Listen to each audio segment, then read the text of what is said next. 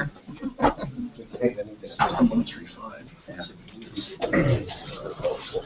Okay, we might have solved the problem.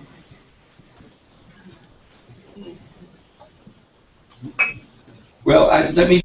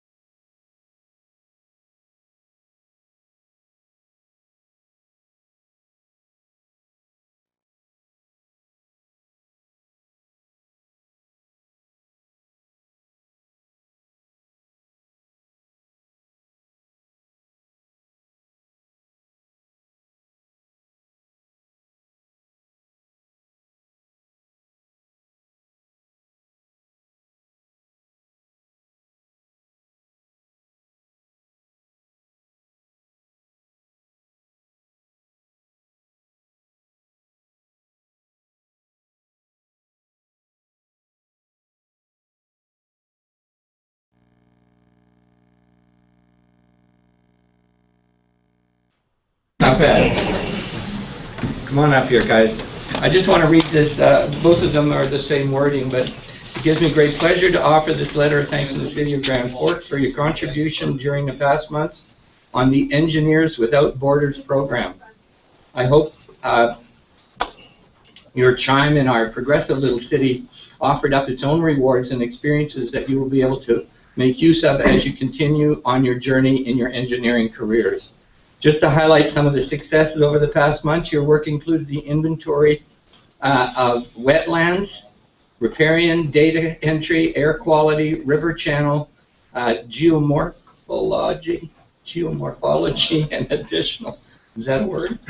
And additional analysis, changes in the river levels, sediment, and erosion. The partnership which you fostered with the Grand Wilderness Society, the Regional District of Kootenai Bounty, and the City of Grand Forks was paramount. Additionally, your contribution and input to the Environment Committee was extremely appreciated. We hope you enjoy your working with our engineer consultant, Urban Systems Limited in Kelowna. Again, our most sincere thanks for your expertise and contribution, professionalism, and in addition, our best wishes for your continued education. I'm confident will develop into successful careers in engineering. Come on up here.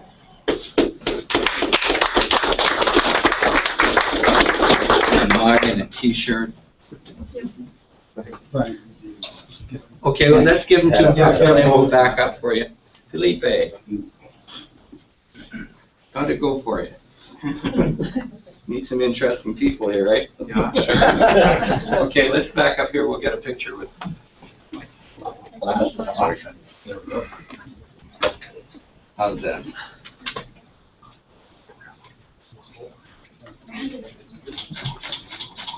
This one's already full.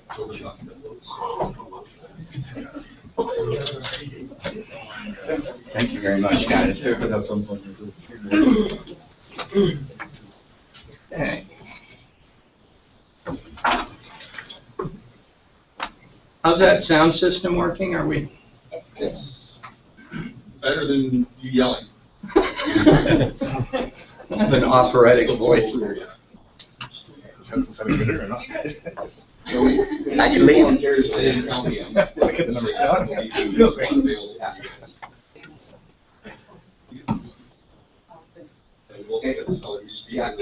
Okay. Thank you very much for taking care of that funeral situation. Yeah. Okay, council, I guess we are ready to roll here with the committee of the whole meeting. Again, for the audience, this is a participatory approach to discussing issues. So we do have an agenda, and I do ask that you please raise your hands. We will limit presentations to 10 minutes. After the 10 minutes, though, we will have a question period that will be open for people to ask questions. Please stay on topic if you're following up on a presentation. One All more right. people in there. Call this committee of the whole meeting to order. So, and it can't be blocking the Oh, why does my computer not letting me into that? Sarah, can you look at this? Yeah. Yeah. Okay, I think I have it covered, so. Just give me a second here, I'm sorry, my computer's been misbehaving. Be nice when we get into our meetings.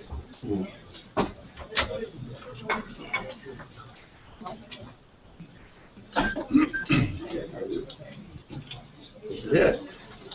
All right.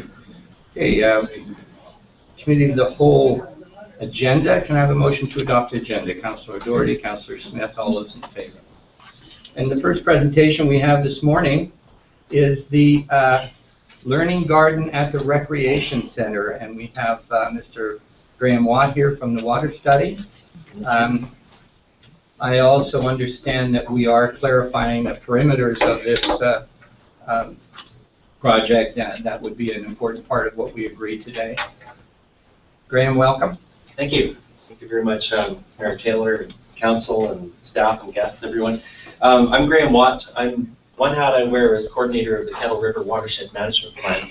And as part of that, I've been learning about water conservation and extending my gardening and ecology skills in that direction. And there's a concept that came up this year about bringing a garden to the Grand Forks Rec Center. So today I'm going to speak a little bit about that and I guess ask for some further involvement with council and staff on planning the garden. So the slogan for the garden is making sustainability hands-on, making it visible. And that's a learning garden is a working concept, working name. Once we get more out in the public, I think we'll have a naming contest or that kind of thing. I wanted to recognize members of the planning team who are here today. There'll be a picture as well, but anyone involved in the project want to raise their hand?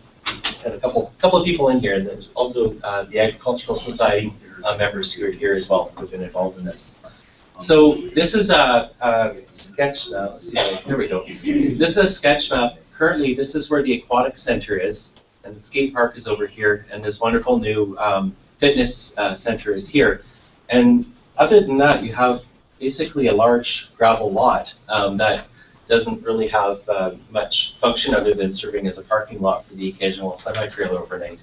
And when we saw this as an opportunity to actually start bringing people in and learning about sustainability hands-on, we came together with a design concept and started meeting with people this year to advance the concept and see if it might be something that's feasible. And a lot of people are getting very excited about it. So what it could look like, here's a few concepts in the garden. These are all places that are in this overall plan document here. But for instance, a xeriscape garden that would also be have lots of plants that deer don't like to eat. That would probably be outside of the fence. There would be a children's kind of learning garden, a playing area where really kids feel a great way of learning about plants and planting things and that kind of thing. There could be a tool shed and an outdoor kitchen potentially for processing the food that we see produced on site. Certainly a composting demonstration center and a place to process lots of materials. And the great thing about an urban garden is that you have all sorts of materials from the city, from yards, etc., which we can use to compost and create soil. So I wanted to use this to kind of step in and think about what is a garden. A garden is a place for people, a place for plants, a place for nature, a place for food. And there's a design system called permaculture that brings all of this together and in a way that makes learning really hands-on for people. So we're really excited about sharing this design system that the team has used to prepare the garden design and use that as a focal point for learning. The herb spiral is one example. Many growing spaces within a spiral here, which really presents a really fascinating way to engage the garden. A forest garden, where there's multiple levels, everything from roots and herbs to shrubs to all the way up to overstory trees and vines. So having a garden that instead of being tilled every year it actually grows up in layers and acts more like an ecosystem. Perhaps a microclimate guild against the south side of the aquatic center with peach trees and other things that typically grow in the Okanagan.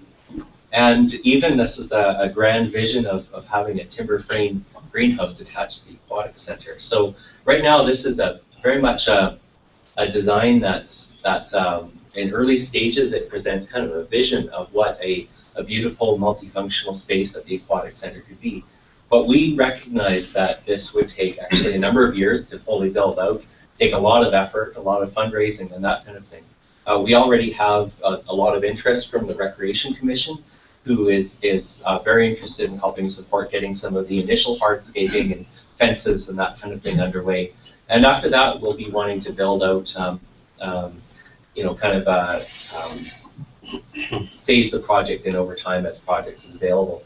There was, for instance, recently in Invermere, a very large passive solar greenhouse that was built with gas tax funds, actually, which grows a huge amount of food, and shows both the active and passive solar. So there's a lot of opportunities out there for that type of thing. So on Friday we had a little session, and Les Johnson came out. Actually, thank you, Les. In the room here. Les Johnson came out and filmed some of our design session. He has already that up on Grand Forks TV.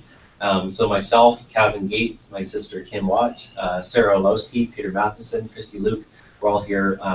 The Agricultural Society has taken us under its wing, I guess, as a project sponsor and really help forge partnerships that we'll need to make this happen. They'll take the lead in helping those partnerships happen. And also we've had participation over the last several months from George Longden and Rolly Russell, David Jansen, others who have come out and sort of helped inform this vision here. So what we would like to request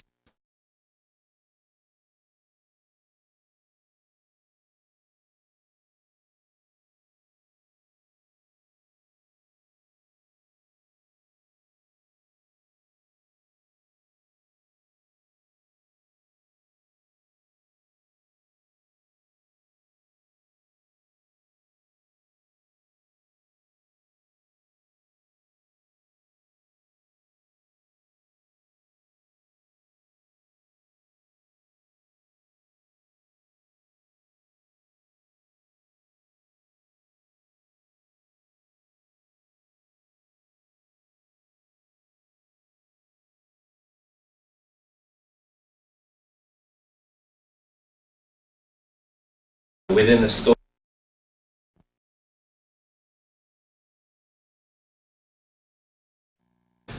and really this would become a project, I believe, that the city could showcase as a foundation for sustainable agriculture and economic development in the area. And really as a kind of, when you come into Grand Forks, be greeted, perhaps when you're dumping off your RV or heading to the fall fair, that you see the amazing kind of agro-ecosystem work that locals are involved in. So that's the overall concept. I believe I came in 3.5 minutes under time. So if there's any questions, I'd be pleased to. Okay, so just to clarify what we're doing here today, that we're going to recommend to the September 2nd regular meeting of council that we approve a license of occupation that would clarify the use of that strip along the edge that has been used for parking, and there was some misunderstandings. I think some of council felt that was already dedicated, but it wasn't clear. Councillor Wishagan was at the meeting with me. Councillor, do you have any further on that? Not really. I just want to commend you guys on the hard work you've done. From what I've seen so far is that fitness center itself alone has brought more people to that area, and I think this garden, once fully completed, will be another attraction when people stop to use a sandy dump or see it off the highway. I know the rec commission is fully in favor of it. We've committed $5,000. The concern that I had, and I brought up at the rec commission this past Thursday, was who that license of occupation would be with. But now that it sounds like you're under the wing or the umbrella of the Egg Society, it makes a whole lot more sense. And I would like to see this proceed in a timely fashion, and I think it would be great for the area and to bring people in, and not just to use those facilities, but the pool and the arena and whatever else might be there as well. So you're making that motion? I am, yeah. On the floor, Councillor Smith? I second. Oh, we don't need a second. Oh, Got me. Councillor Kendall. through you, your worship, to the CAO, can you just bring me up to speed on what, Could you speak up, please? I'm wondering if our CAO could bring me up to speed on what the city's charitable status is when it comes to this. I'm not 100% clear as to what that is. Go ahead. I'll pass it to our Chief Financial Officer. From the top. Your worship, we had discussed charitable status probably 3 meetings ago. Could you speak up, please? We are being Yes, as loud certainly. as we can, ma'am. Once the city puts their name on a grant and sponsors a grant such as that, any of the funds that flow through their grant, the city's responsible for maintaining integrity on how they're spent, accountability, yeah. So, as long as we make an agreement with the gardening group that they will follow the terms of the grant agreement, and the funds flow through the city, we follow our purchasing policy, then we're all right. And then it qualifies as a charitable operation to make them eligible for the grant. But they have to comply with our expectations and policies in terms of accountability for that money. For those grant monies, yes. Right, To meet the auditor expectations. yes. Thank you. Clear? Thank you. Further? Audience, anyone with a question, sir? Yes, in that particular area, I've been here for over 50 years. When I first came here, they said that was an airport during the Depression time, during the war. Are there fuel tanks underground that they may run into? Are they been extracted many years ago? I don't know. That's one thing I've never heard. Okay, I wonder, have we looked at that? That's regional district land right now, but are we aware of any in-ground possibilities of tanks or obstruction? Not aware. I'm not aware. Yeah, so as part of the process, what we would do is we would work with the group as per the resolution to determine if any of these, there's any pre-existing conditions on the property. Right. Okay, so we will be looking further into that to make sure that there isn't any pre-existing conditions we need to take into consideration. But at this point, nobody knows of any tanks there. And you bring in most of your soil. You're talking about gardening with soil that you're bringing into that location. Yeah, actually, an example, back many years ago, I was involved in a gardening site that was a former school bus parking lot. It was a gravel parking lot, and because of the contaminated soil concerns, we actually went up instead of down. So we brought in large amounts of organic matter, layered it together. There was everything from food waste to other stuff. It turned into soil. I went back and visited that last year, and it's a thriving forest with these beautiful mounds built above the level of the gravel yard. Right, Councillor Smith. There may be potential for capturing some brownfield money through the Green Municipal Fund. If that is in fact a brownfield. Exactly. Meaning that it might have If it was a municipal airport environmentally and there's some issues dangerous with it. things in it, but we don't know that for sure at this point. Okay, any further questions? Further questions? Hearing none. Graham, thank you very much. Council has a motion on the floor to basically take it to the September 2nd and to direct our staff to go ahead with the license of occupation. All those in favor? Opposed? Carried. Thank you very much, Graham. Thank you very much, Taylor. All right. Second up. Kevin Gates. We call him Elvis Presley since he played the gig at the arena and they loved him so much. He's our fiddle player in the band. Good morning, Kevin. Good morning, Mr. Mayor. Thank you for having me. Here I am representing the BC Rural Network, which if you don't know what it is, because not a lot of people know, it's basically an organization that's set up across BC to represent rural concerns and to try to act proactively with regards to them. Most recently, we had the BC Rural Summit in Caslow in June, and from that there was developed a summary and report about various issues and solutions presented there. So the intent of this presentation today is to request the Council accept that report for information and to fill things in for the next 5 or so minutes, because why not? I've got the floor, right? I wanted to talk about something that came out of that and that is an ongoing project with the BC Rural Network, but should be an ongoing project with all of rural BC, and that is youth. Right now we're hemorrhaging youth to the city. I mean, if you look around this room, it's awful lot of silver, which granted in a council meeting is to be expected, I suppose, but even going around town, and I've looked at the numbers from Stats Canada, and there's about maybe 150 people in their 20s living in Grand Forks, median age of 54, and whatnot. So you get the picture. We're an aging population, and I mean, my personal interest in the matter is here we go, Brian. I'll sing a bit for you. You might recognize the tune. Let's see if I can get it. Can anybody find me somebody to love?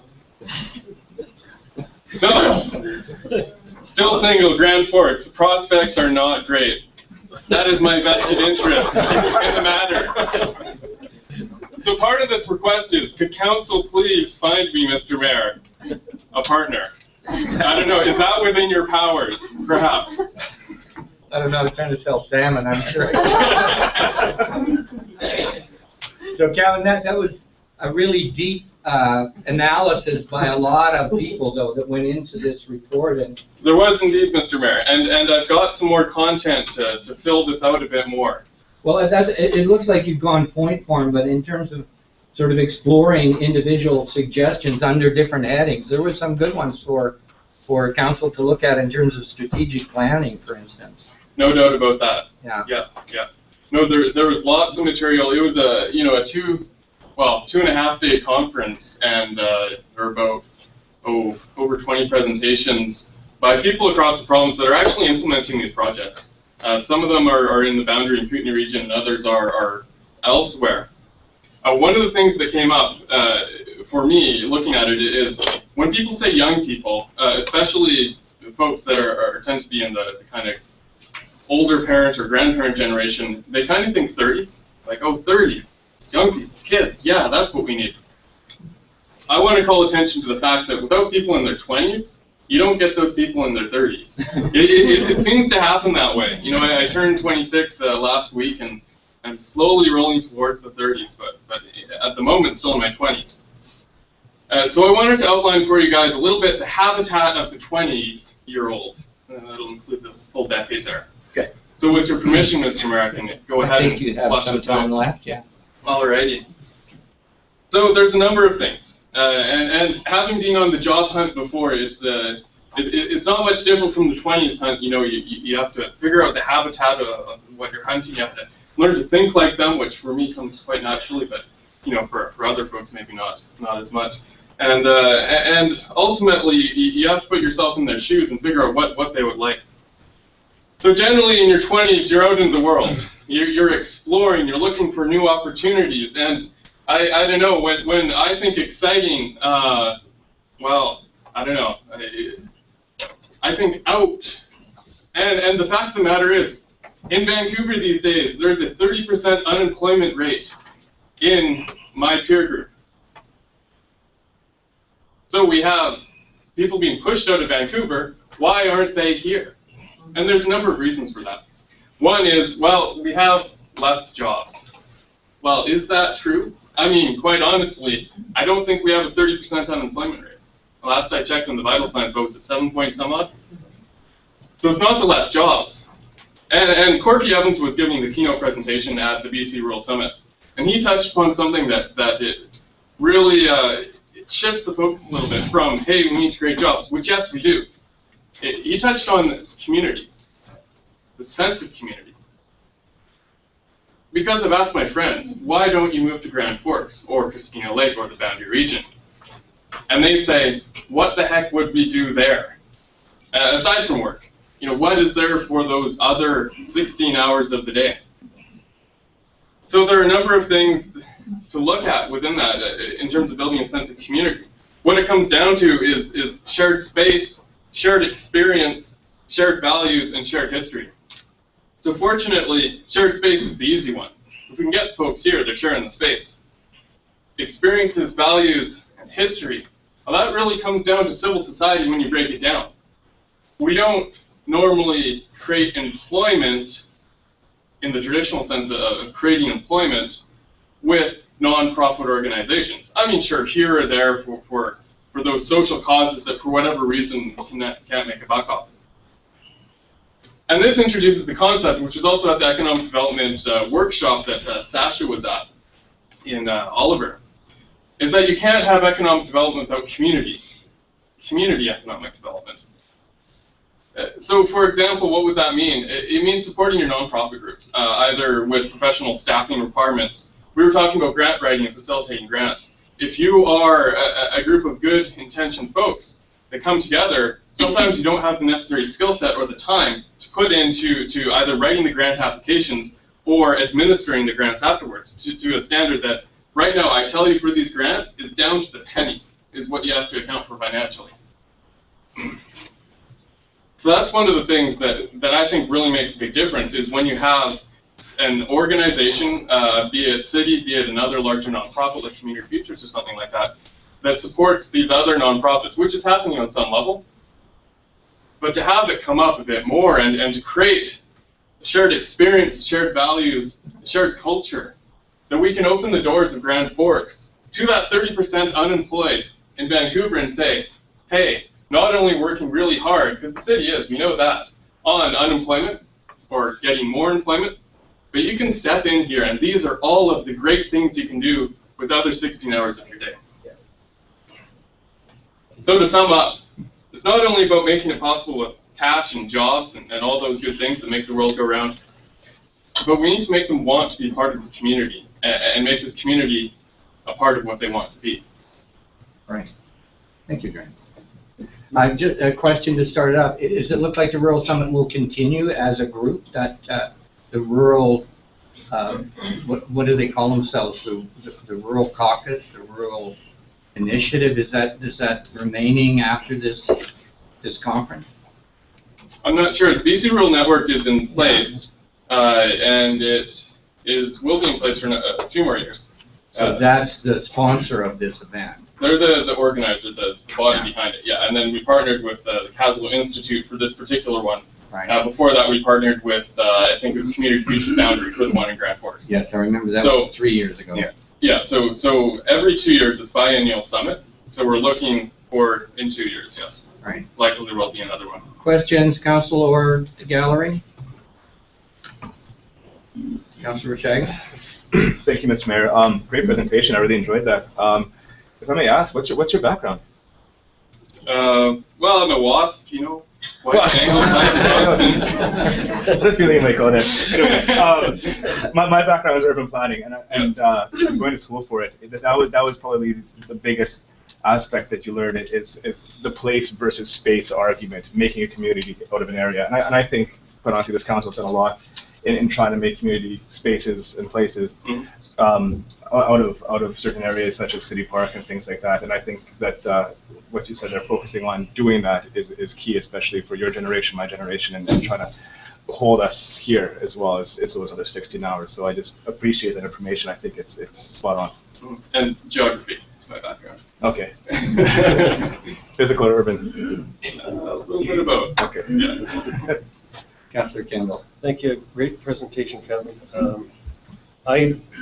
I think that it's key, and I think you brought it up several times during that presentation, that a lot of the potential solutions to this is strategic planning between the regional district, the rural community, and the cities, you know, and looking at how do we work together to achieve some of the things that you're talking about. And I think in the future, that's definitely a direction that we have to explore more.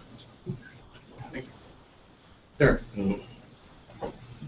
The nice commentary. Problem is, you seem to go around merry-go-round. 20-year-olds are going to Vancouver because there's jobs there. 20-year-olds in Vancouver are staying because there's no jobs here. So how do we get around that? We should provide some jobs someplace for the people to stay. You say we have 7% unemployment? Somewhat, yep. Yeah, about that. Okay. Vancouver, that area has 30% unemployment? For my peer group. Okay, fine. Yeah. But the thing is, you've got to be able to give them jobs. They're gonna come here, that'll up our people who are out of work, lower it over there, but you gotta have something for them to do.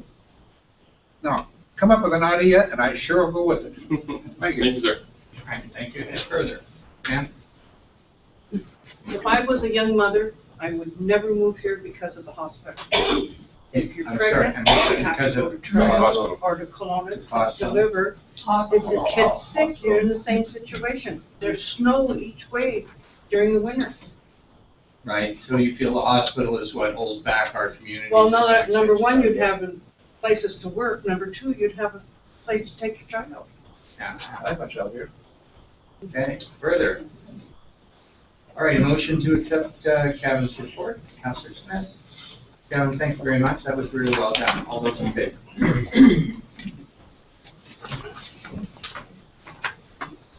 Okay, the next is the People's Review Commission. Kieran Dagan. It's actually Karen Bond. Thank I'm you. sorry, let me, Karen? Karen, like Karen Overdrive, last Okay. name is Bond. Karen Bond. Bond. Karen Bond. I got it now. Welcome, Karen. Thank you.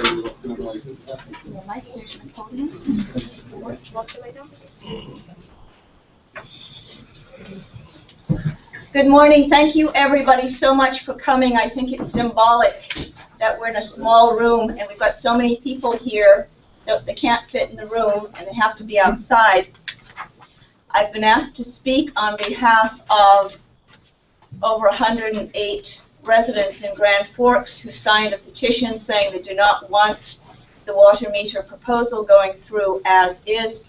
They've asked for further studies and a referendum, and their requests have been ignored or specifically denied. On August 14th, as a long-standing member of the Environment Committee, I made a presentation on behalf of the People's Review Commission asking the Environment Committee to consider a motion to create a new subcommittee just to investigate resident concerns about the water meters.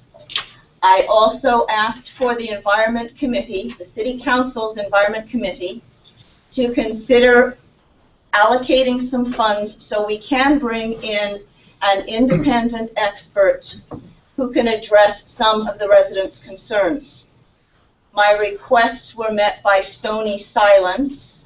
No one in the Environment Committee was even interested in discussing a subcommittee on water meter concerns. The Environment Committee then turned around and unanimously voted, with my abstention, to pay $1,000 for the Kettle River Watershed Project launch party or launch benefit. We feel, as the concerned residents, and I speak on behalf of residents in Grand Forks, that we have exhausted all our administrative options. We have repeatedly asked for City Council to meet with us and their legal counsel in a restorative justice model. We have asked the City Council to please mediate with us. All of our requests have fallen on apparently deaf ears. We have at last been able to receive some advice from a Canadian lawyer. I haven't read these community provisions, and I provide them to the public so you can read them yourselves. I'm not a lawyer. I'm not representing myself as a lawyer. This attorney, in an email to me this morning, said, look at the community charter and see if city government is following the rules. Look at section 261, and I think he said 261 of the Municipal Act or the Local Government Act, I'm not sure what it is. He suggested that we start with that. There has been a claim filed with the Ombudsperson's Office. This is our last day to make public comment before the bylaw gets passed this afternoon. Please call. It's an 800 number. 567-3247. 1-800-567-3247. Speak with Rochelle or anyone else at the Ombudsperson's office. The claim has been opened, as I understand it, on two basic issues. The first issue is whether the city government has acted illegally, unconstitutionally, and or beyond the bounds of its authority by virtue of publicly and privately saying that they will pass the water meter bylaw no matter what anybody does or says. Mayor Taylor said this to me on the phone July 18th, 2014. It was the same time that he told me it would cost the city millions of dollars to get out of the contract. Other residents have also been told there's nothing anybody can do or say to stop this bylaw from being passed. Given that, it's irrelevant how many public meetings we have and how many people show up if this is all lip service and nobody's listening to us. So that's claim number one. Has the city government proceeded beyond its jurisdiction, or has it lost jurisdiction by virtue of its processes? The second claim, as I understand it, with the Ombudsperson's office has to do with whether or not city government and its officials have acted in an unbiased, impartial, and independent manner. We've been given conflicting information about the Neptune contract. One question this lawyer asked me is, if this contract has been signed, how can it be signed before the bylaw has been passed? July 18th, I was told there is a contract by Mayor Taylor. It's going to take millions of dollars to undo it. July 28th, I was one of a number of people who repeatedly asked the city for a copy of the Neptune contract. July 28th, I have an email. It's part of our written comments that will be presented to the City Council in conjunction with this presentation. It's from Diane Hendrick on behalf of Doug Allen. It says, July 28th, there is no signed contract with Neptune Technology. Grand Forks has signed the contract. It's in Neptune's hands. There is no valid contract. Diane said, we do not have a copy of what we've signed. July 29th, Gary Smith called me 7:43 p.m. at home. I told him I'd found out there was no contract. The next morning, July 30th, I got an email from Diane, the city administrator's office, saying, now we have a signed contract. You cannot have it because of, quote, potential sensitivity. Residents have asked repeatedly that the city government provide details as to what this potential sensitivity is about the contracts. If this is such good, safe technology, what is it they don't want us to know? We have asked in the alternative that we be provided with a copy of the contract with anything that is arguably potentially sensitive redacted or crossed out. This has also been refused. Some of the other questions and concerns that have been addressed to the Ombudsperson's office include whether or not there's a conflict of interest on the city government in terms of, or city council in terms of the water metering contract. Residents have told me that on the November 12th, 2013 city council meeting, there were 4 people present. Chair Wires sat in for Mayor Taylor, and then council members O'Doherty, Kendall, and Krog were sitting in council. Chair Wires introduced the idea of a comprehensive water metering proposal. I understand Mr. Doherty seconded it, and everybody was in agreement. Residents have raised the question whether this presents a conflict of interest in as much as 2 people, I've been told, are either plumbers or contractors on the city council. It raises questions about whether they may have a possible or anticipated pecuniary or monetary interest in all these waters being installed. Another huge issue has been brought up to us recently. Neptune Technology has put out notices on Craigslist and other places looking for unskilled laborers to install water meters. Is this fair? Is it legal? Does it violate labor union laws? I don't know. Do residents have the chance, do they have the right, if they're forced to have water meters, to have them installed by somebody who's skilled? You have 1 minute, Karen. Thank you. Skilled and competent. Does that mean any of the council members would be able to accept plumbing opportunities? 800-567-3247. The number for the ombudsperson's office. We ask one last time that City Council please listen to over 800 people out of 1,187 who registered and voted last year, who voted. That's 2 out of every 3 people don't want the water metering contract as it is. We require full disclosure. We'd like to know, was the city contract signed? If so, when? And we'd like a copy. Thank you very much.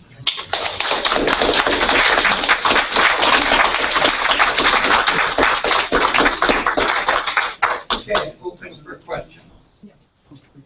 Ma'am? Is this gonna increase our water bills? No. Yes. We can increase your water bills anytime we want. This does not change that situation. The So council you mean just establishes because you water had a bills. bad day, you can raise our water? We can raise our water bills today by motion of the council if we wanted to. And we have no choice? Well, that's the power you give us as elected officials. Well, maybe we should have a new vote then. Okay, and I'm saying that we can raise our water rates to cover the cost of operation. We're not looking, and never have been looking to make a profit on the system, simply to keep it operating in a responsible and healthy way. Thank you. In response to the question, research that we have done indicates that when water meters have been installed, there have been repeated reports of astronomical electric bills. And in Honolulu, 44,000 water meters have a cracked outer covering, and residents are arguing that the warranty is not being honored. In Atlanta, Georgia, there was apparently... Thank you, Karen. Excuse me, I'm answering the question. Excuse me, recess, please. Shut up. Shut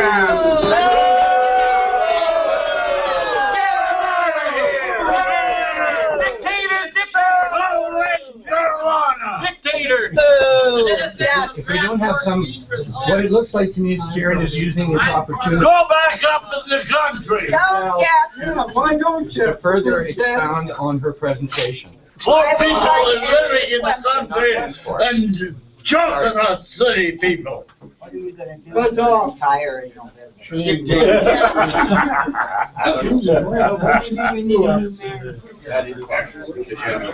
Get a bunch of hippies too. Anyway, Vote you in. the electrical bills have been going up, and there have been lots of lawsuits. We're up in Atlanta, Georgia, over hundreds of